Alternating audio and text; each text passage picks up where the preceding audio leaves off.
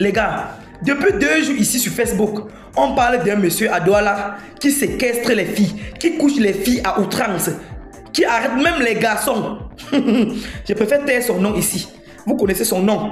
Je sais que plusieurs personnes d'entre vous attendent comme ça mon point de vue sur ce sujet. Mais laissez-moi vous rappeler que c'est un sujet très glissant.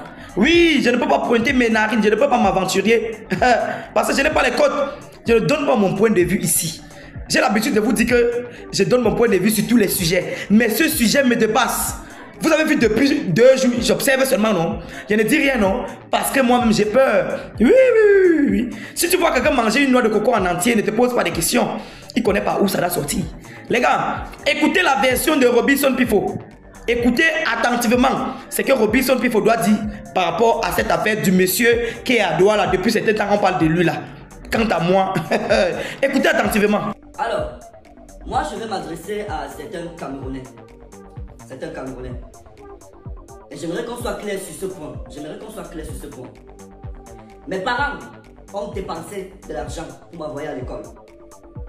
Au jour d'aujourd'hui, je suis ce que je suis. J'ai ma petite vie. J'ai mon entreprise où j'emploie quelques Camerounais à qui je ne donne pas moins de 100 000 francs de salaire pour certains par mois. C'est-à-dire que je suis au-dessus du SMIC camerounais. Je paye mes impôts, je paye mon loyer, je me prends en charge moi-même. Je me bats tous les jours pour pouvoir aider mes proches, pour pouvoir gagner ma vie. Alors j'aimerais qu'on soit clair dans tout ce que je vous dis là. Vous n'avez pas compris un seul instant où j'ai dit que l'État m'a aidé. Non. L'année passée, l'Africafoot a envoyé ses influenceurs. Je ne sais pas si c'était l'Africafoot ou c'était les États Émirats Arabes qui avaient financé pour que chaque pays amène les influenceurs pour vivre la Coupe du Monde. Je pense qu'il y a cela 2 ans, un truc comme ça. Je n'ai pas été envoyé en Côte d'Ivoire par l'État. Donc laissez-moi, je suis libre. C'est ce qu'on appelle un État de droit, un État de liberté. Je ne suis pas comprimé, laissez-moi, je suis libre de filmer ce que je veux, de publier ce que je veux, de dire ce que je veux, tant que je ne nuis à personne. Et pour le moment, je pense que je ne suis pas en train de nuire à quelqu'un. Vous ne chargez pas ma connexion pour aller filmer les routes de la Côte d'Ivoire. Ce n'est pas l'État qui me met la connexion. Ce n'est pas l'État qui m'a acheté un iPhone qui coûte près d'1 million. Ce n'est pas l'État. Il faut qu'on soit clair. En plus, voilà même l'État dont on parle là, qui est en train de nous demander, aux gens de payer les impôts, aux créateurs de contenu et tout. Il faut qu'on soit clair. Chacun a ses combats sur les réseaux sociaux. Il y a Zumento qui est en train de faire un travail depuis hier où il est en train de dénoncer le monsieur qui a séquestré, qui est en train de faire du sale. Voilà. Ça, c'est le travail de Zumento. Ça, c'est le travail de Zumento. Lui, il est spécialisé pour ça. Vous me demandez que faut-il a parlé de ce sujet. J'ai quel code? Je compte sur qui? On me dit qu'un monsieur est lourdement armé. On me dit qu'un monsieur est armé et qui travaille avec certaines personnes. Moi, Pifo, mes parents sont là-bas. Je vais parler avec eux, je vais dire quoi à mes parents. Je vais doser sur ce sujet. Chacun sait sur quoi il compte. Je vais parler de ce sujet. C'est que ça fait mal. Ça fait froid au dos de lire tout ce qui se dit là-bas. C'est horrible. Ça donne envie de pleurer. J'ai vu certains témoignages de certaines filles. J'ai même failli pleurer juste que je suis un homme. C'est horrible, mais vous nous demandez de parler, on va compter sur quoi? Nous tous, on va dénoncer. Mais on sait tous au Cameroun que quand tu dénonces, tu pars en prison. J'ai été en prison, j'ai fait 1 mois et demi en prison. Combien de Camerounais sont sortis pour demander qu'on me libère? Mais il y a un sujet, vous voulez obliger les gens à faire ce que vous voulez. Moi, j'ai été en prison. Montrez-moi les pages des influenceurs vont demander qu'il faut libérer Pifo. À part quelques grands frères qui se sont souciés pour ma situation. Mais aujourd'hui, dès qu'il poste un truc, tout le monde vient dire en commentaire, il y a quelque chose qui se passe au pays, tu n'en parles pas. Je suis libre, laissez les gens en liberté. Laissez les gens faire ce qu'ils veulent. Vous n'allez pas forcer quelqu'un à faire ce qu'il ne veut pas. Et même si je veux, je compte sur quoi? Vous en faites un peu trop, vous demandez un peu trop aux gens. L'État ne nous a pas envoyé en Côte d'Ivoire. On a payé nos billets d'avion par un sponsor, M. Sylvie de demande qui nous a soutenu, qui a demandé qu'on aille aussi vivre ça.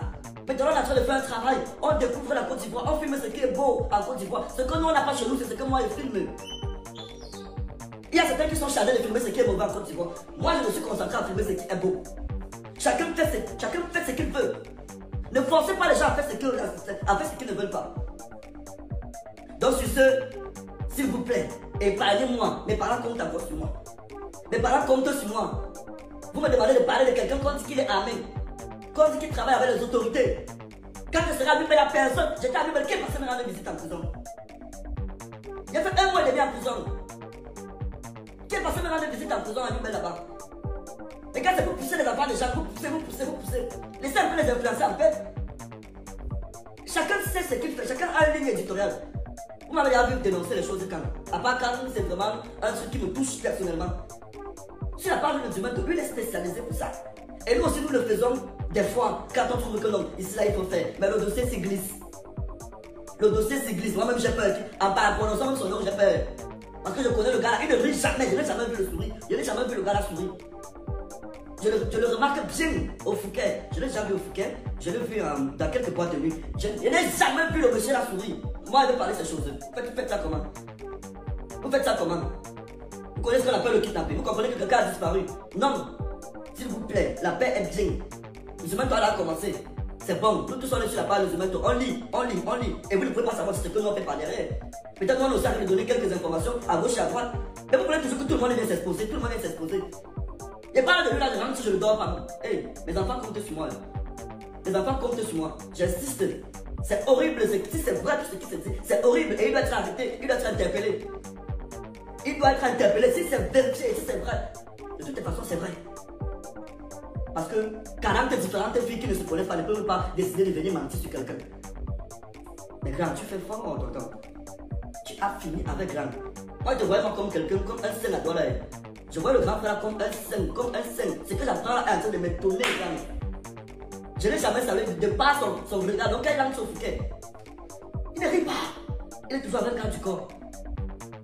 Moi, je ne savais pas que c'est. Hey, pardon.